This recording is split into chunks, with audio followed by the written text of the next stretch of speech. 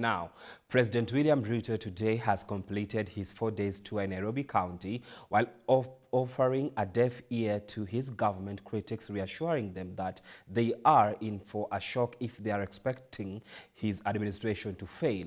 The president, who has been on the neck of other politicians poking holes in his administration, has stated that by 2027, he will have delivered more than enough to Kenyans, as Davis Karani reports. The presidential tour at the capital city of the country has attracted masses since day one of his 4-day visit, raising eyebrows in the eyes of his opponents due to the huge crowds that his tour has always attracted. Mimi nataka niwaambie ndugu zangu watu wa Nairobi, nyinyi kwa bahati ya Mungu mmenipatia nafasi ya kuwa kiongozi wa taifa hii. Na mimi nataka niwahakikishie hii taifa ya Kenya inatoshana na jamii zote za Kenya. Hakuna jamii ya Kenya ambayo ni mgeni hapa. A tour which has always been full of humor, chaos and more so, satire along the way. Unasema tuendelee ama tuendelee bwana?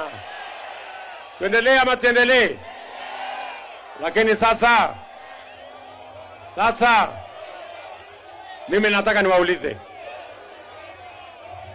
Simulinipatia kazi nifanye?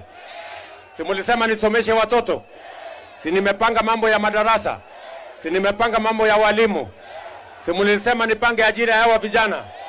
Si nimepanga affordable housing? Si nimepanga climate works? Simulisema nipange mambo ya afya? Si mimi naendelea na kupanga mambo ya SHA?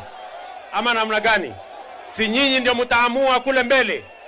And due to his criticism on social media, the president has also retaliated to his opponents, giving a shock promise to them that will restore him back in his seat as the president come 2027. Si 2027 nyinyi ndio mtaamua? Kila mtu na kulingana na kazi yake? Ama mnasema namna gani? Si namna hiyo? Sasa mimi nawauliza.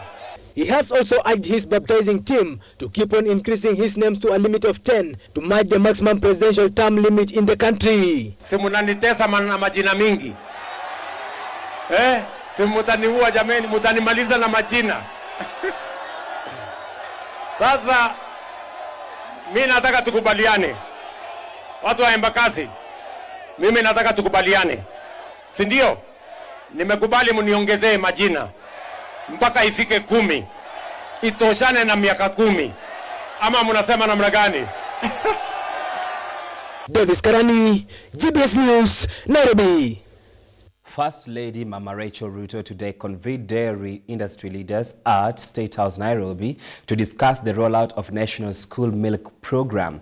The initiative, which aims to provide free milk to primary school children, is part of the Feed One End Hunger campaign. Major dairy processors have pledged their commitment to ensure the program's success, citing its potential to improve nutrition and school retention rates.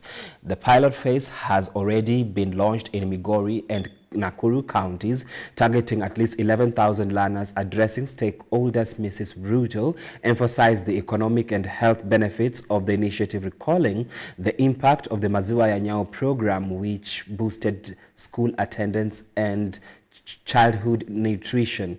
Kenya's dairy sector contributes 4.5% to the country's GDP and supports over 1 million smallholder farmers. Now, the initiative is seen as a crucial step in revitalizing the industry, which has faced challenges such as fluctuating milk prices, climate change effects, and market access issues. Our rally call as an industry we can say that can happen tomorrow is to include just a packet of milk every week in the ongoing school feeding programs that is happening across the country. We know it is already in place, and what we are requesting is to just include a packet of milk every week. And the International Dairy Federation is there to leverage the potential that sits within the sector worldwide. We bring 40 countries together at all stakeholders to learn from each other. And when I look at the conversation this morning, I can just be amazed of what is happening here. The dairy sector globally is facing the same challenges. You talked about youth, talked about breeding, feeding, it's everywhere the same. Sustainability, the challenges globally, but the solutions are always local. What's the importance of the school program, the milk program? First of all, enhancing child nutrition, that is through the provision of essential nutrients that are found in the milk. Equally, it reduces child absenteeism. It increases learners' attendance, as we have learned from the video, and also concentration, enabling high number of students completing school. We have successfully launched the pilot school milk program in 2 counties, and the processors who have been present with us in Migori and Nakuru counties know firsthand the excitement on the children's faces as they receive a packet of milk. The winds of global finance are shifting and the age of relying on external lifelines is drawing to a close. This is according to the Prime CS Musalia Mudavadi has delivered a stark message that it's time for Kenya to stand on its own feet. This was during the launch of Kenya Diaspora Policy 2024. He pointed to the reduction of US donor funding for health programs as a significant challenge, stressing that Kenyans must take ownership of their healthcare financing. Susan Nganga reports. Kenya is facing a critical need to transition towards self-reliance, particularly in financing its healthcare system. Prime Cabinet Secretary Musalia Mudavadi emphasized this during the launch of the Kenya Diaspora Policy 2024, highlighting the impact of shifting global funding structures. He pointed to the reduction of the United States donor funding for health programs as a significant challenge, stressing that Kenya must take ownership of their healthcare financing. Within the Kenyan context, I can only say that we now must graduate from complaining about the universal healthcare to actually now saying, let us identify the specifics that ought to be corrected so that this universal healthcare can work. This should now be the debate, because we have all seen it, that it is no longer, nobody is going to underwrite the healthcare of the people of Kenya. It has to be underwritten by Kenyans themselves. Infrastructure development was another key focus. Mudavadi described Jomo Kenyatta International Airport as a sleeping giant, calling for its transformation into a globally competitive aviation hub.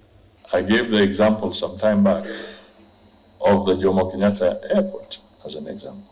If we package it well, and we have a prospectus that makes a lot of sense, I can tell you the diaspora can fund and finance a new airport. He also proposed the diaspora's involvement in funding major infrastructure projects, such as the dual carriageway to Malaba. We can work out, and the diaspora can do a proper dual carriageway, some sections tolled so that there's a return, and we can have a dual carriageway all the way to the Uganda border in Malaba and be able to open up the economies of that region and give more impetus to our growth. Regarding special economic zones, Mudavadi questioned against policies that prioritize foreign investment at the expense of Kenyan citizens. Why should we, in the Ministry of Trade or in the Ministry of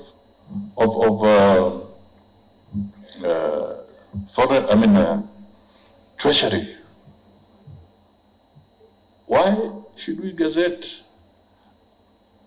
a special economic zone for our partners from Asia or from Europe? And we cannot gazette a special economic zone for our diaspora. To take up some serious manufacturing or to take up some serious innovative program and then use that as a launch pad for export. The Kenya Diaspora Policy 2024 and the Diaspora Strategic Plan 2023 to 2027 aim to fully integrate diaspora contributions into national development. Susan Nganga, GBS News. The Ministry of Health has moved to ease public concerns over the potential shortage of essential drugs in the country. Health Cabinet Secretary Deborah Baraza reassured Kenyans today, stating that malaria, HIV and AIDS and tuberculosis medications will remain available for at least the next year. In allied to recent challenges, including the exit of USAID, the government is not only ensuring the availability of these medications, but is also focusing on local production to safeguard future supplies. Ministry of Health has assured the public that there will be no shortage of essential drugs including malaria, HIV and AIDS and tuberculosis medications for at least the next year. Speaking at the Mission for Essential Drugs and Supply Headquarters, Health Cabinet Secretary Deborah Barasa confirmed that the government is actively working to ensure a steady supply of these medications, with some stock expected to last up to 2 years. We are pleased to report that we have secure stock levels of key ARVs and testing kits, with supplies ranging from several months to close to 2 years. Specifically, we have adequate supplies of TLD, pediatric ARVs, nevirapine suspension, and other HIV testing commodities. In addition to securing these supplies, the government is focusing on local solutions with plans to work with local manufacturers to produce some drugs domestically. The Ministry of Health is already procuring medications for the next 4 months, demonstrating a proactive approach to ensuring the continued availability of essential medicines for all Kenyans. Trizatiengo, GBS News. You can continue SMSing us here at GBS TV Africa. The SMS line is 21144. Now, Women in Tech, a global initiative championing gender inclusivity in the technology sector, has officially launched its Kenya chapter in Nairobi. The announcement was made during the 2025 Women in Tech Summit held in partnership with ABSA. Now, the summit, the first of its kind in Kenya, gathered industry leaders, women in technology, policymakers, and gender equality advocates to explore strategies for bridging the gender gap in the tech industry. During the event, Melissa Slaymaker, Africa Director for Women in Tech, emphasized the organization's commitment to empower 5 million women and girls by 2030 through skills training, mentorship, and career opportunities. The launch of Women in Tech Kenya comes at a time when gender disparities in the global tech sector remain stark, according to the World Economic Forum. At the current pace, full gender parity will not be achieved until 2158 in Kenya. Recent reports indicate that while women make up 51% of the population, they account for less than 30% of the country's ICT workforce. With this new chapter, Women in Tech aims to challenge these statistics by providing tangible opportunities for women to thrive in the digital economy.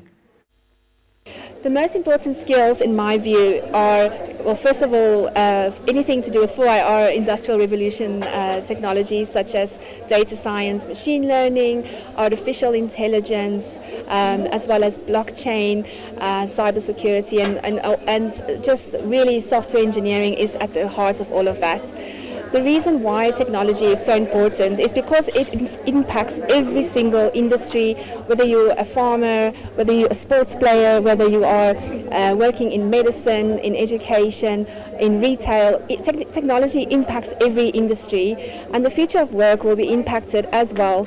So when you are looking at empowering the youth, it's really important because Africa has the youngest population in the world, and the future of work sits here in Africa. We need to make sure that all youth have access to good quality education, to mentorship, to good networks, and events like these give you that access and give you that opportunity to find a mentor, find a future hiring manager, and to learn more about technology and get inspired by women leaders really walking the walk and talking the talk in technology. We believe in the power of technology, and we're here to celebrate and to support all the women who are making a difference through technology in society, in business, whether it's in edtech, fintech, across different industry. At ABSA also, we have a unique proposition for women in business, and the propositions of financial and financial interventions that seek to ensure that women are supported to lead, to innovate, and to grow their businesses in Kenya. It is time for us to take a short break. Keep your feedback streaming in the social media platform at GBS TV Africa. The SMS line in studio 104. We'll be back. Yeah, because we are here to entertain and educate at the same time. So the question of the day, have you ever benefited from any youth-led initiative? What pushed me to get into the ground, one, I was born HIV positive, by the way. So when I was born HIV positive, I felt like the society and the youth need to be educated much on about the HIV and HIV management. Someone was confessing and alikuwa anasema like yeye ako HIV positive, ni student, but yeye badala ya ajue venye atasaidia wengine, yeye ana try venye atasambaza. Unajua pia kitu kingine yenye natusumbua sisi mayouth ni kiburi. You don't want to learn. Unaona? Yeah. Be there to learn. My youth are doing things that they are not supposed to do. Kwa sababu anataka kitu yenye iko beyond yeye. Iko beyond haezi afford. Unaona? Manze mimi nataka kubamba wase kuchafua meza, kukuwa na dem sijui mwenye anakaaje, ndio at least wase wa feel like mimi nimeweza. Manze mimi hiyo ya kuweza, acha tuweze ki mindset. Na pia uset goals. Kama una goals manze kwa hii life sijui penye. Ni kama tu yani you should live with a purpose, not in purpose. Unajua most of us are living in purpose. Whereby yani wewe uko tu manze. Hata unataka kukatia dema na kwambia habari yako mzuri. Unadoingi nini ati mimi niko tu. What is mimi niko?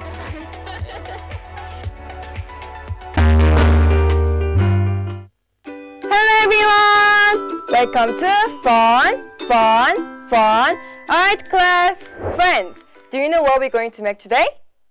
Yes, we're going to make a star. Now let's begin our class. Time to make. First, you're going to fold your paper into triangles.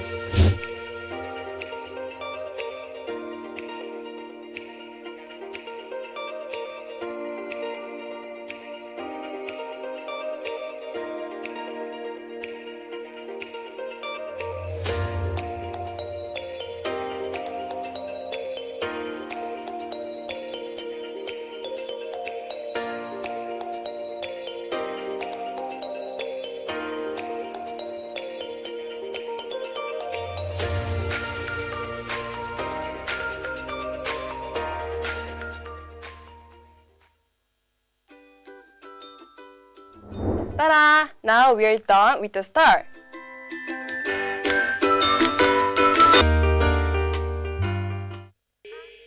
The gift of a man will place you in a company of great men. Never kulia mlango. What two things can you never eat for breakfast? The fact that I started selling art, that's where the interest came in. Yeah, they know this thing can pay. And who has been your biggest cheerleader in your art journey? My biggest? Cheerleader. Ule mwenye anakuwa. Oh yeah, IG, I'm artist Victor Mtua. Facebook is Victor Mtua. Of course, the first time I sold my art at relatively 50k. Ati? Time niliuza art yangu like 50k. Oh, Victor, kwanza before hata uoneshane watu paintings zako, nataka kuuliza if I was to pay you, nikwambie like usiwahi chora tena, usiwahi paint tena, would you? Unaweza acha? You are famous, what will your stage name be? My stage name? Ungekuwa pale kwa stage, ungekuwa unajiintroduce kana nani?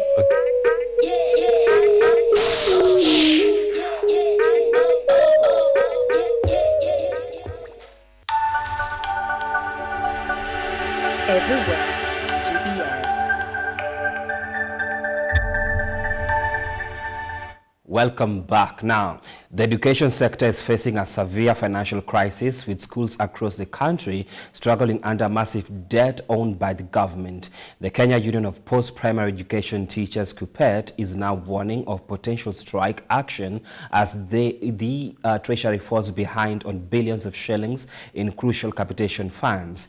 The union warns that the financial strain has left learning institutions in distress with mounting debts to suppliers and looming collapse of the teachers' medical scheme due to unpaid bills. Despite the disbursement of 14 billion shillings earlier this year, Kuppet says secondary schools have not received the full amount due to the financial year, resulting in severe operational challenges. Susan Nganga with more. Now, in another story, the Independent Electors and Boundaries Commission, IEBC, conducted student leadership elections at Kerugoya Municipality School, Kerugoya Central County. The exercise aimed to familiarize students with Kenya's electoral process, instilling democratic values and governance principles at an early age. School administrators, teachers, candidates, and students participated in the preparations, ensuring a structured and educative experience. Now, the election process included voter education sessions where students were trained on ballot marking, voter procedures, and the significance of democracy. Candidates received guidelines on election conduct, while teachers acted as presiding officers, with IBC officials overseeing the process. The elections, which saw classrooms transformed into polling stations and tallying center, culminated in a peaceful voting exercise. James Mwangi, the IBC returning officer for Kirinyaga Central, emphasized that exposing students to electoral practices fosters leadership skills and prepares them to future roles in governance. The election of Roy Munene as the school president and Sheila Mutegi as the deputy president, with 209 votes out of the possible 363 valid votes, demonstrated the students' engagement in democratic process. However, two candidates disputed the results but were later disqualified due to nomination irregularities. Kerugoya Municipality Manager Solomon Munene lauded the initiative, noting that structured student leadership enhances school governance and promotes civic responsibility.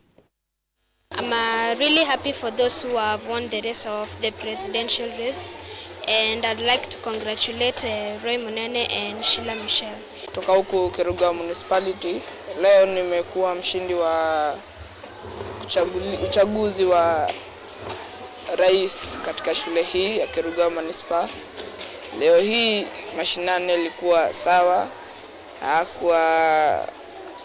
yalikuwa yanatengana kiasi, lakini tuliweza kuibuka washindi.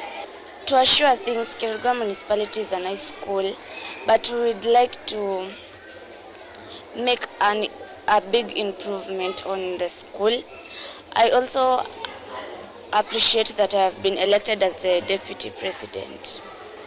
Today, as a school, we held elections of the president and the deputy president of the student body leadership.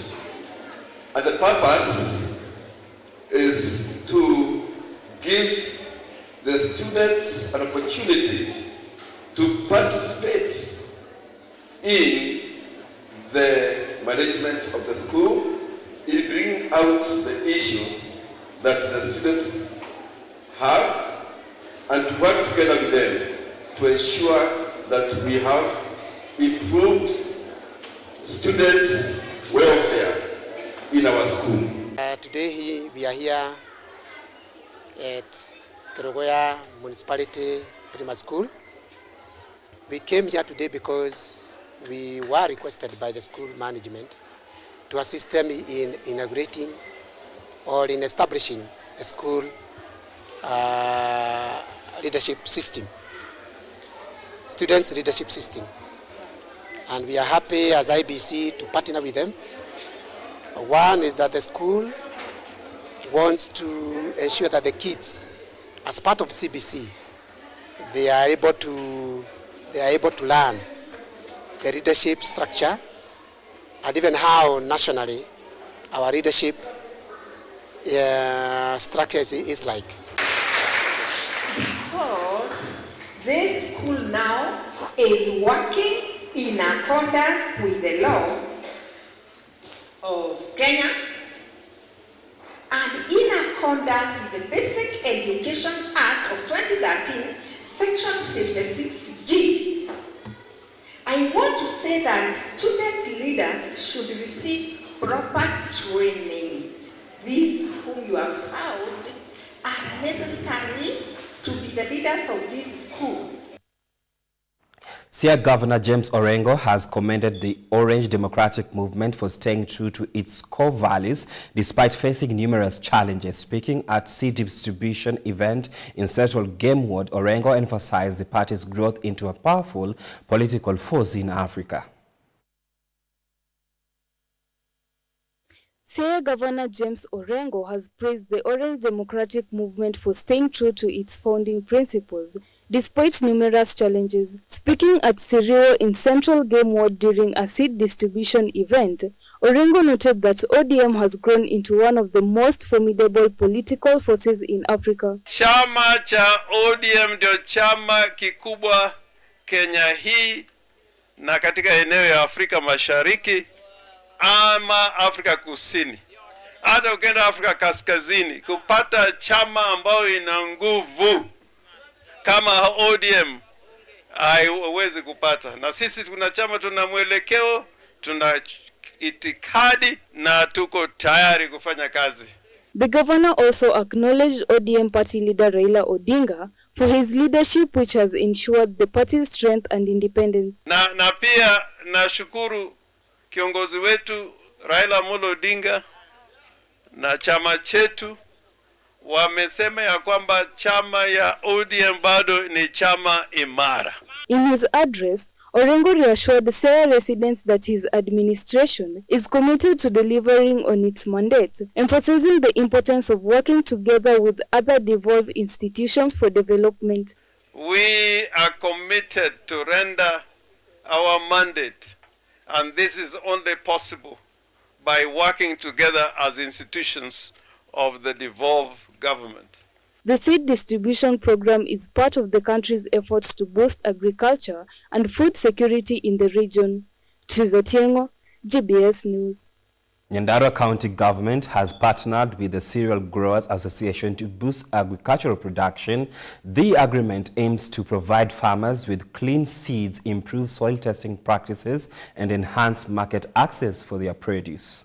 Nyandarua County Government has signed an agreement with the Cereal Growers Association to help farmers improve their production and sales. Head of Business Dr. Sia showcased that the partnership will provide farmers with clean seeds for crops like potatoes, peas and maize. Osia commented that this will lead to better yields and easier access to markets. We are formalizing a partnership so that we can address the challenge of seed systems, whether formal or informal. And that's why today in our partnership, one of the people that's working with us is a farmer service center, helping us to multiply seeds, seed that's of high quality. And together with the KFIs and Calro, they're able to have that seed now certified and given to the farmers for planting purposes. And at the same time, when it comes to markets, we have got farmer service centers that are aggregating produce because farmers face post-harvest losses. And to mitigate it, we must have farmers be able to aggregate these potatoes as one of the value chains. Farmers were encouraged to test their soil regularly to understand its condition and boost productivity. Speaking in Olkalau during a farmers forum, County Agriculture Executive Francis Mirungu noted that around 9,000 farmers will also benefit from soil testing to improve crop production and control pests and diseases. We are starting a massive soil testing in the county in a week's time, actually. In a week's time, yes. And this will be done so that our farmers can appreciate what is the quality of their soil. This initiative was prompted by poor soil conditions, as well as the existence of pests and diseases, which have led to low yields and significant losses for farmers. The Cereal Growers Association aims to bring about positive change, ensuring that farmers begin to see tangible benefits. Vivian Scalabo, GBS News. To our earlier story, the education sector is facing a severe financial crisis, with schools across the country struggling under massive debt owned by the government. The Kenya Union of Post-Primary Education Teachers, KUPPET, is now warning of potential strike action as the treasury falls behind on billions of shillings in crucial capitation funds. The union warns that the financial strain has left learning institutions in distress while mounting debts to suppliers and looming collapse collapse of the teachers' medical scheme to unpaid bills. Despite the disbursement of 14 billion shillings earlier this year, Kuppet says secondary schools have not received the full amount due to the financial year, resulting in severe operational challenges. Susan Nganga with more. The Kenyan Union of Post-Primary Education Teachers has sounded the alarm over a staggering debt owed by the government to schools across the country. The Treasury is currently in arrears to the tune of over 64 billion Kenyan shillings in unpaid capitation funds. This significant shortfall has left schools reeling, struggling to meet their financial obligations. The government are spending bills for education amounting to around 64 billion dating back to 2018. And you see, this is the future of our children. So when you delay capitation, you are trying to delay the future of our children. And that one is unacceptable. The delayed release of capitation funds is not a new issue.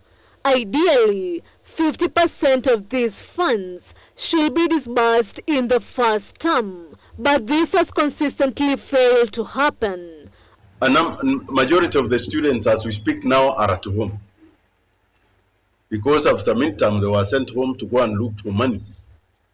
Schools cannot run without money. The government for this quarter of the year has not remitted 28 billion. They were supposed to remit about 11,000 per student, but instead they remitted 4,000. Now we are beyond the half of the term, and the government has no show. In response to the crisis, Education Cabinet Secretary Julius Ogamba announced plans to release 14 billion in capitation funds. However, this is only a fraction of the total amount owed. The situation has become so dire that Kuppet has issued strike notices, warning that teachers may stop work if the situation is not resolved. So we are asking the government to move with speed to ensure that this money is remitted within 7 days, because we cannot continue talking as teachers as the situation gets worse. Susan Nganga, GBS News. The GBS Weekly Boomerang edition is this week has gathered few hilarious and satirical episodes of the happenings at the political arena plus other weird societal news. Take a look as Victor Oduny reports.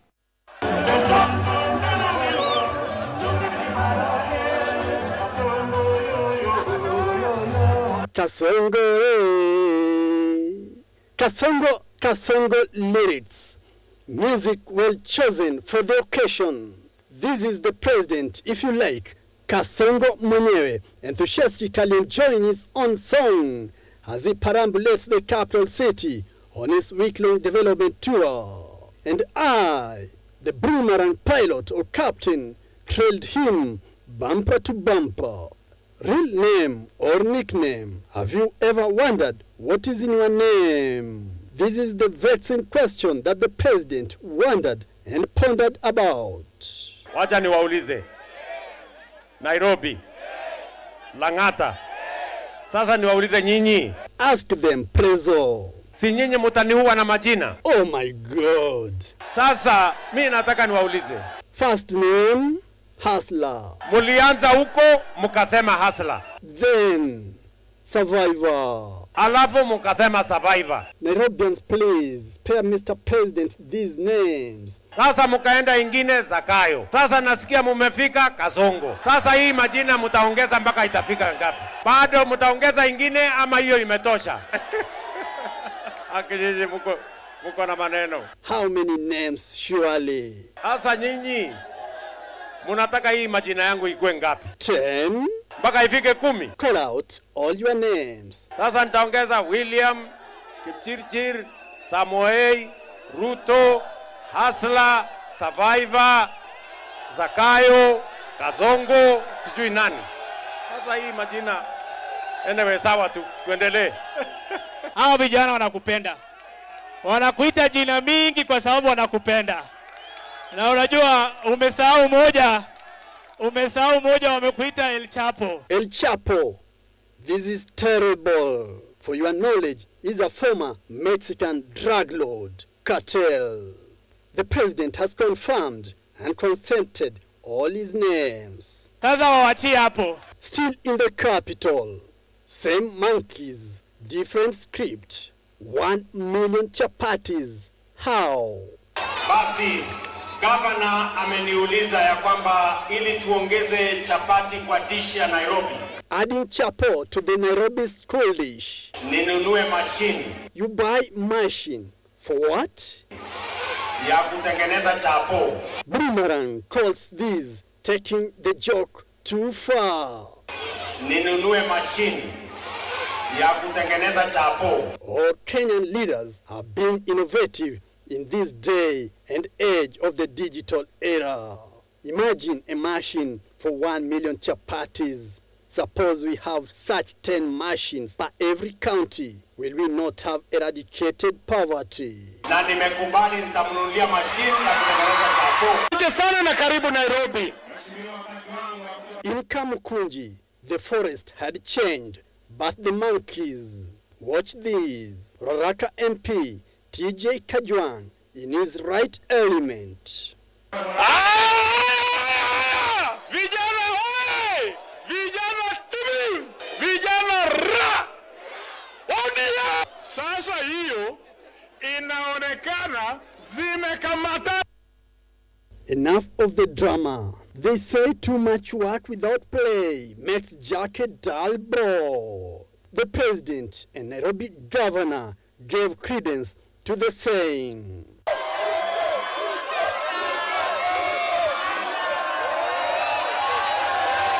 For the message to reach home, here is our Boomerang football commentary. Uwanja umejaa furifuri. Kushoto kulia mashabiki wamejitokeza, wote wakitaka washuhudie moja kwa moja, wasihadithiwe kama hekaya za Abunuasi. Mbivu na mbichi itajulikana leo. Pale goalkeeper mwite Bwana Sakaja almaarufu Super Senator anajimoya moya langoni. Refari anaenda kuhakikisha kwamba yu chonjo. Tisa mgongoni ni mshambulizi hatari Kasongo El Chapo. Anatazama vizuri. 1, 2, 3. Kipenga kinapuliza. Anakwenda tatara. Anakwenda Kasongo. Mama yangu wewe.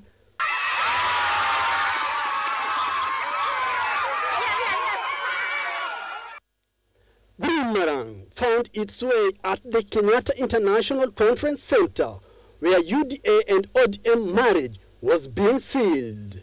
And Baba's supporters couldn't hide their joy. Freedom at last. This man here was being taught a lesson on Nairobi at the KICC. And that is Boomerang Edition. Victor June. GBS News at 9. Stellar narration there. It is time for us to take a short break. Keep your feedback streaming in the social media platform at GBS TV Africa. The SMS line is 244. We'll be back.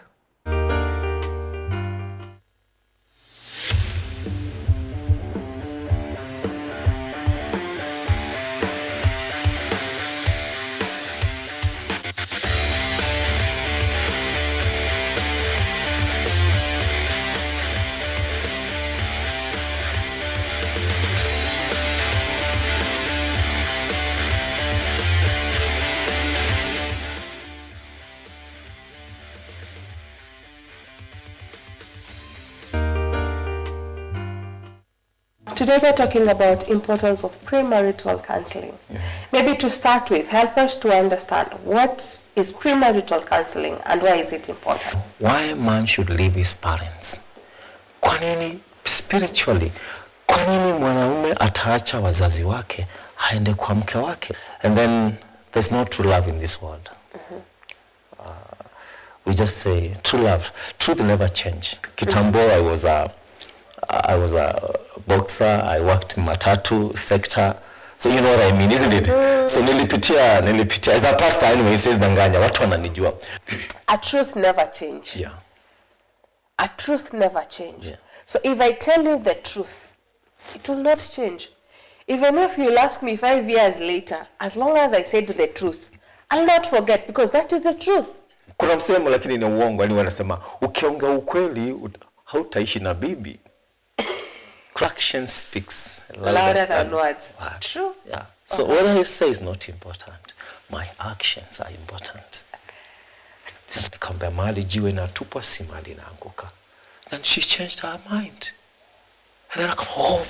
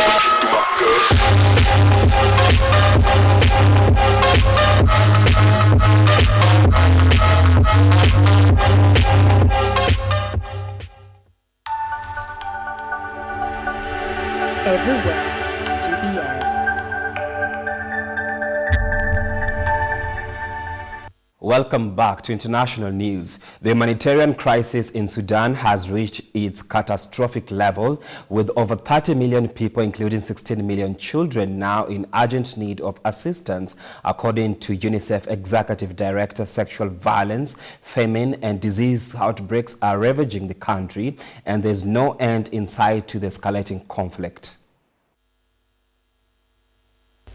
The situation in Sudan has grown even more dire, with a staggering 12.1 million women, girls, men and boys now at risk of sexual violence.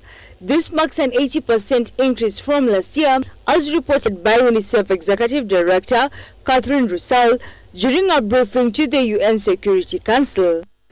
Right now, an estimated 12.1 million women and girls, and increasingly men and boys, are at risk of sexual violence. This is an 80% increase from the previous year. The conflict, which shows no signs of abating, has caused the country's economy and infrastructure to collapse. Russell estimates that nearly 2/3 of Sudan's population, more than 30 million people, will require humanitarian assistance this year. Of those, 16 million are children who are bearing the brunt of the crisis. 16.5 million school-aged children, nearly an entire generation, are out of school. This is not just a crisis, it's a polycrisis affecting every sector, from health and nutrition to water, education, and protection. Famine is rapidly spreading across the country, with hotspots identified in at least 5 locations, affecting 1.3 million children under the age of 5.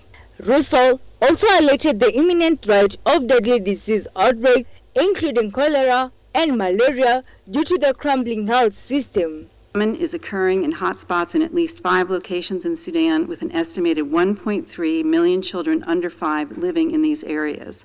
Over 3 million children under 5 are at imminent risk of deadly disease outbreaks, including cholera, malaria, and dengue, due to the failing health system. Sexual violence is rampant across Sudan, with many women and children subjected to violence as a means of humiliation and terror. Reporting for GBS News, Irene Juguna. The Chinese Vice Foreign Minister, together with Russian Deputy Foreign Minister, met with Iranian Deputy Foreign Minister in Beijing. This meeting came after U.S. President Donald Trump demanded Iran to hold nuclear talks with the U.S. Both Russia and China urged the U.S. to respect Iran's use of nuclear energy and to start negotiations and continue with mutual respect, and sanctions to be lifted. Here's more on the story. Today, the Chinese Vice Minister Ma Zhao met with the Iranian Deputy Foreign Minister Kazim Garibabadi, together with the Russian Foreign Minister Sergei Ryabkov. This meeting was held as a way for both Russia and China to stand in solidarity with the important ally in the Middle East.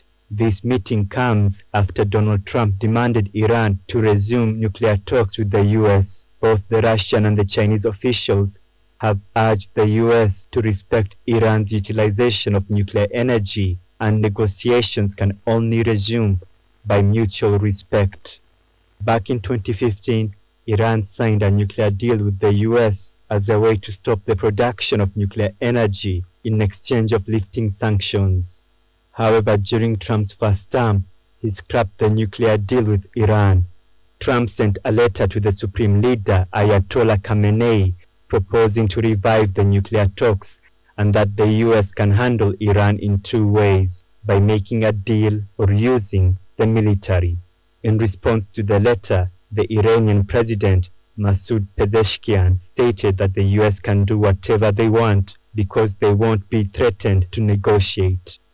As the situation between the US and Iran escalates, the question remains, will Trump's threat on Iran lead to a military intervention?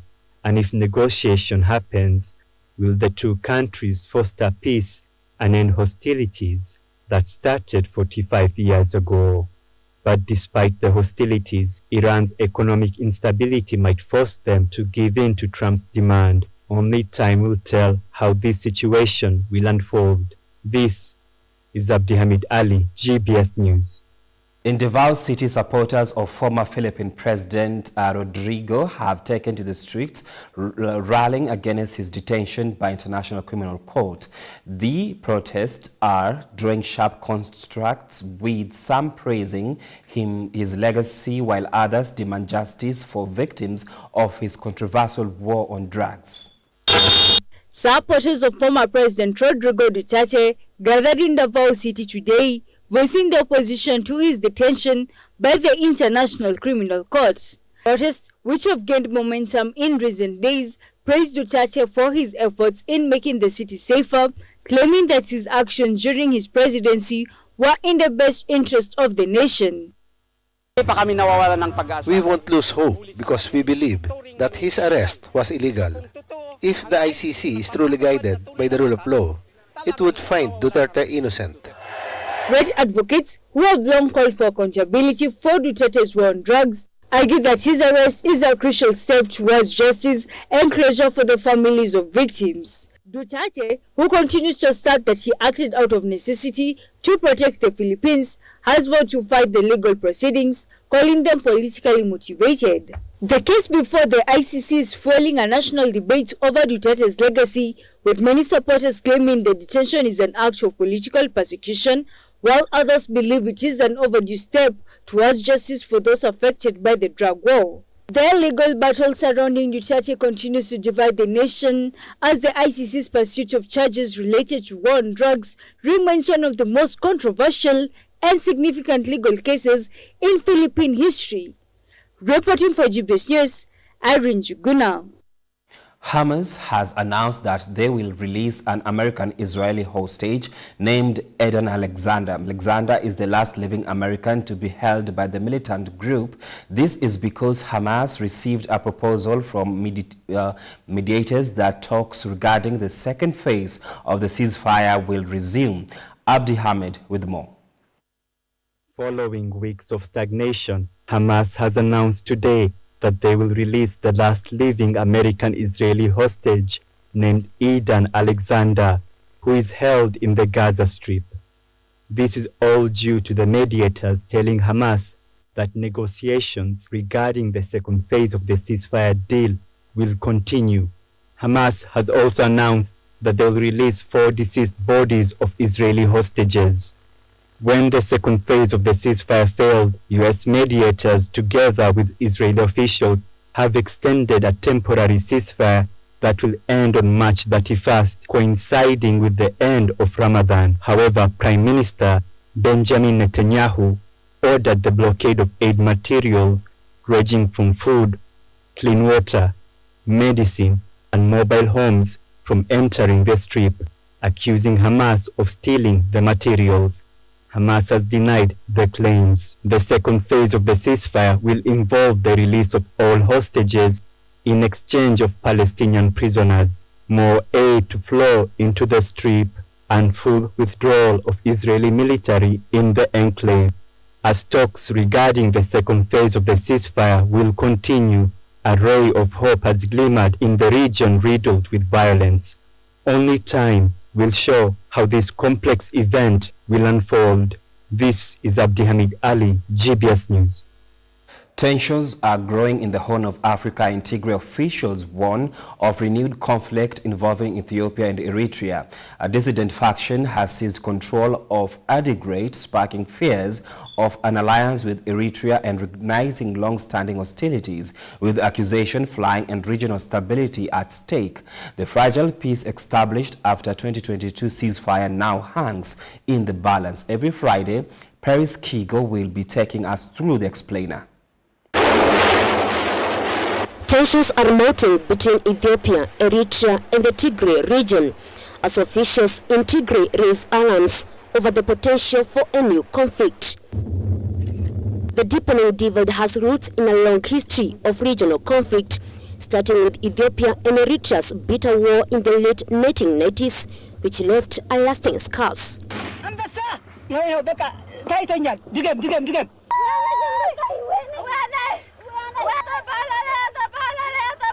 The latest flare-up is largely driven by the complex relationship between the Tigray People's Liberation Front and Eritrean forces, as well as internal power struggles within Tigray itself.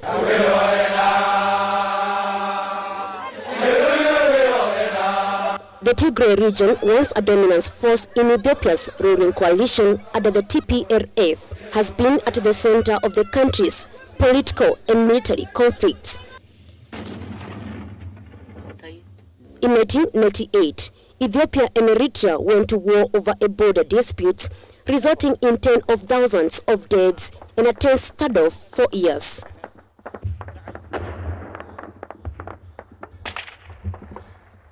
They came to our trench. This is our trench, our defense area. So they came to attack us and came here. Our soldiers just fired and killed them. The TPLF, which was a key part of the Ethiopian People's Revolutionary Democratic Front coalition, maintained a contentious relationship with Eritrean leader Isaias Afwerki. So does that mean that your planes flew to Mekele after this attack? I have not given any instructions to the Air Force to fly until this moment now. The tensions escalated once more in November 2020 when a deadly war broke out between the Ethiopian government and the Tigray forces. Eritrea became involved backing Ethiopian forces against the Tigray Defense Forces, leading to widespread atrocities and humanitarian crisis. After nearly 2 years of brutal fighting, a peace agreement was signed in late 2022, but it didn't lead through to fully address the underlying political and territorial issues. The two parties in the Ethiopian conflict have formally agreed to the cessation of hostilities, as well as to systematic, orderly, smooth, and coordinated disarmament. In recent developments, Tigray officials are sounding the alarm over a new potential war. On Tuesday, a dissident faction within the Tigray region seized control over the northern town of Adigrat, a strategic location near the Eritrean border.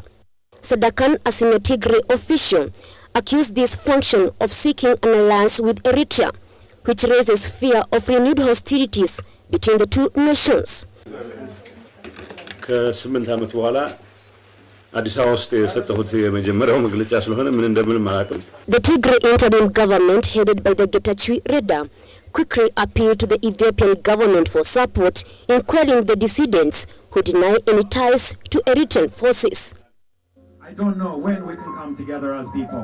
The Tigray leadership is worried that any alliance with Eritrean forces could reignite the Ethiopian-Eritrean conflict, pushing the entire Horn of Africa region toward another devastating war simmer beneath the surface. The Ethiopian government has expressed its intent to maintain peace and unity. But with the recent seizure of Adigrat and the ongoing accusation of Eritrean involvement, the possibility of renewed violence remains high. Paris Kigo, GPS News, and this is Explainer. Well, we have come to the end of the news bulletin. It is always a pleasure having you on board. Let's do this again, same time, same channel. We make your news our business. My name is Stephen George. Our sign language interpreter tonight has been Paul Madenge. Good night.